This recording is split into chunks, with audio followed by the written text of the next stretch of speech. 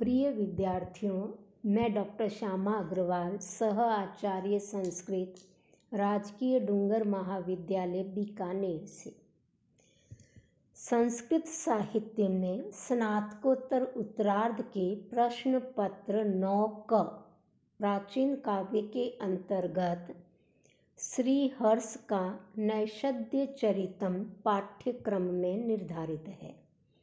आज हम इसके प्रथम सर्ग के श्लोक संख्या 41 से लेकर 45 तक का अध्ययन करेंगे। प्रसंग चल रहा है कि राजा भीम की पुत्री दमयंती राजा नल के गुणों को सुनती रहती है और वो उनके प्रति अनुरक्त हो चुकी है। वह दिन रात नल के बारे में ही चिंतन करती रहती है। उसी का वर्णन है। अहो अहो भीर महिमा हिमागमे। अहो, अरे आश्चर्य की बात है कि अहो भी दिनों ने हिम आगमे अपि, बर्फ आ चुकी है अर्थात सर्दी का समय, शीतकाल में भी शीत ऋतु के आगमन हो जाने पर भी स्मर आर्दिताम काम पीड़िता ताम दमयंती, उस दमयंती के प्रति महिमा अभिप्रपेदे, अति दीर्घता को, महिमा को, विशालता को प्राप्त किया। विभावरी रात्रि को कहा जाता है और विभावरी भी रात्रियों ने भी तप पूर्ता वपि, ग्रीष्म ऋतु के अंत में भी मेदसाम भराहा चर्बी की राशि अर्थात दीर्घता को धारण किया। यहाँ आश्चर्य व्यक्त किया गया है कि जब से दमयंती नल के प्रति अनुरक्त हुई है, दिन भी बड़े हो लगते हैं और रात्रि भी लंबी प्रतीत होती है।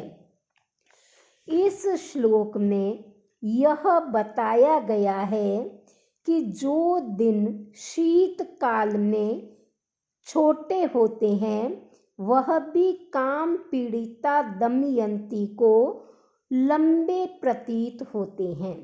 इसी प्रकार ग्रीष्म ऋतु में जो रात्रियां छोटी होती है वो रात्रियां भी काम पीड़िता दमयंती को बड़ी लंबी प्रतीत होती है।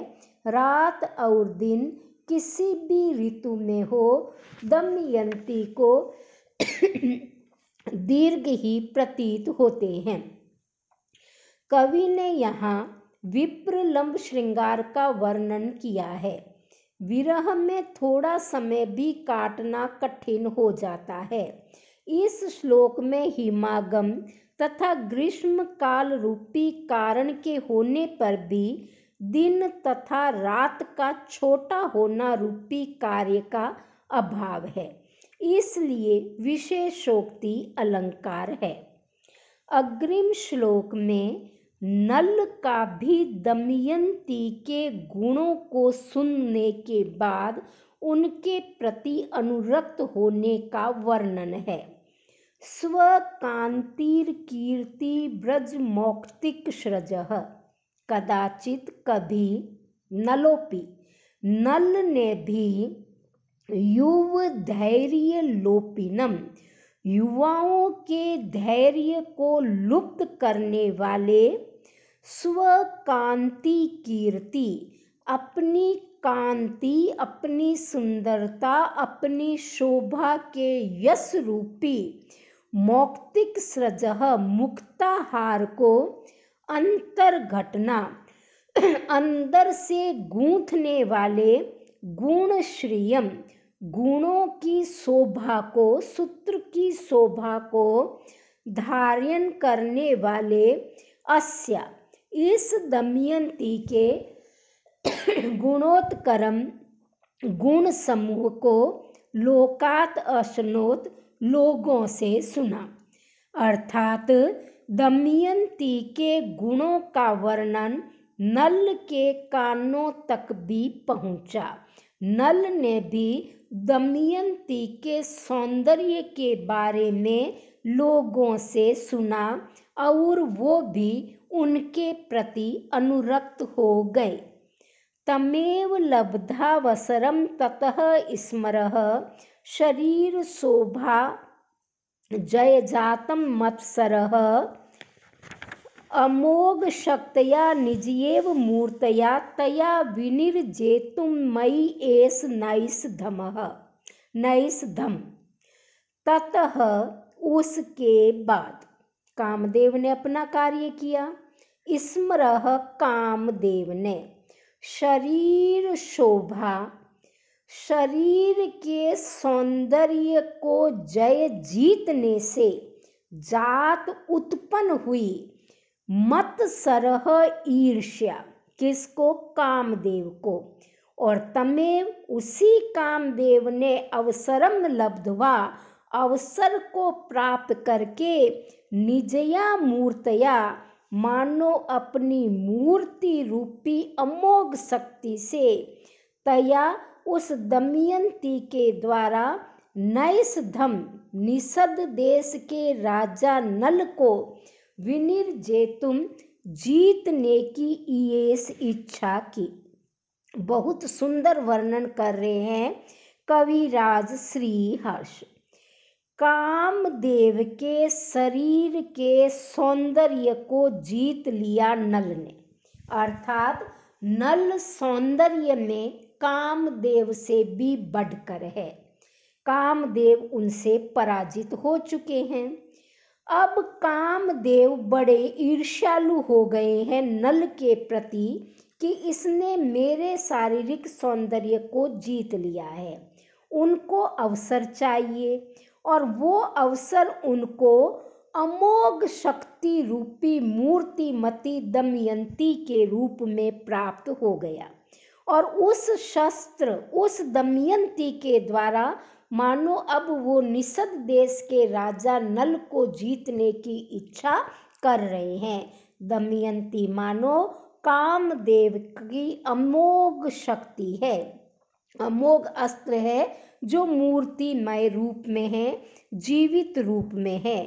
तात्पर्य यह है कि कामदेव को एक अच्छा अवसर मिल गया नल को जीतने का। दमयंती के रूप में अपनी अमोघ शक्ति का प्रयोग करके कामदेव नल को पराजित करना चाहते हैं, क्योंकि नल की शरीर की शोभा से परास्त हो चुके हैं कामदेव और अब उन्हें ईर्ष्या हो रही है नल से। अकारी तेन श्रवणातिथिर्गुणः क्षमा भुजा भीम नृपात्म जालयः। तेन उस क्षमा, पृथ्वी का नाम है, भुजः भोक्ता, भोग करने वाला, पृथ्वी का भोक्ता राजा।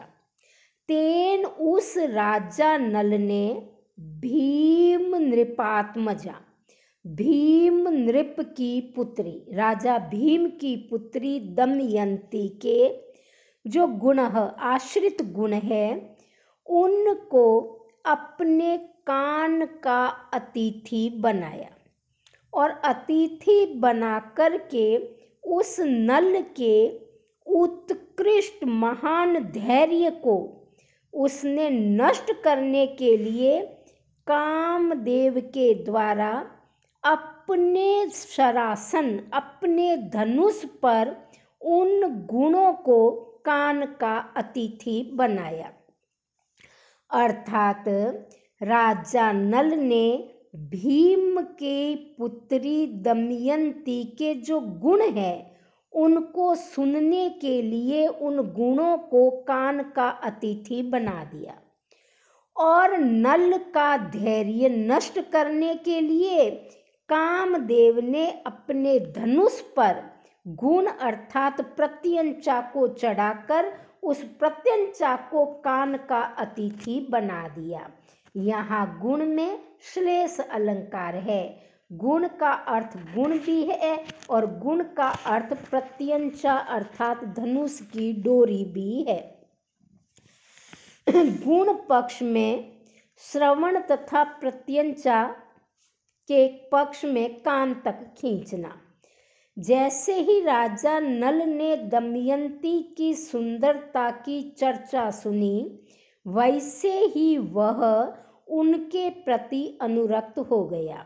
उसी को यहाँ आलंकारिक ढंग से कहा गया है कि नल ने दमयंती के सौंदर्य गुण को कान का अतिथि बनाया तथा कामदेव ने नल के धैर्य को च्युत करने के लिए बाण की प्रत्यंचा को कान का अतिथि बना दिया, उसको कान तक खींच दिया। इस प्रकार बहुत सुंदर वर्णन कवि के द्वारा किया गया है। अमुष्य धीरस्य जयाय साहसी तदा खलु जयाम विशिखै सनाथयन्।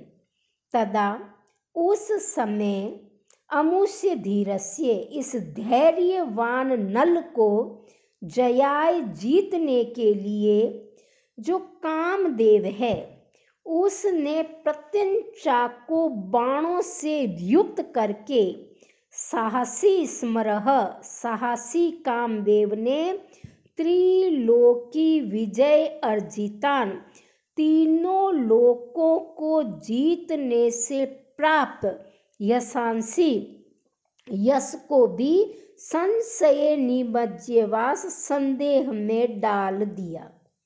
यद्यपि नल ने तीनों लोकों को जीत लिया है और उसकी विजय के कारण वो यशस्वी है, परंतु कामदेव से अब वो हारने वाला है।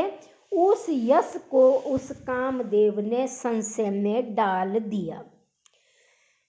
जैसे साहसी व्यक्ति अधिक लाभ की आशा से अपनी पूर्व अर्जित संपत्ति को संशय में डाल देता है, वैसे ही कामदेव ने बिना अपनी शक्ति का अनुमान किए महान धैर्यशाली नल पर विजय प्राप्त करनी चाहिए, परंतु इस अविवेकपूर्ण कार्य से कामदेव के त्रैलोक्य विजय का यश भी जोखिम में पड़ गया। इस श्लोक में कामदेव के उक्त संशय से संबंध न होने पर भी संशय का कथन कर देने से अतिशयोक्ति अलंकार है।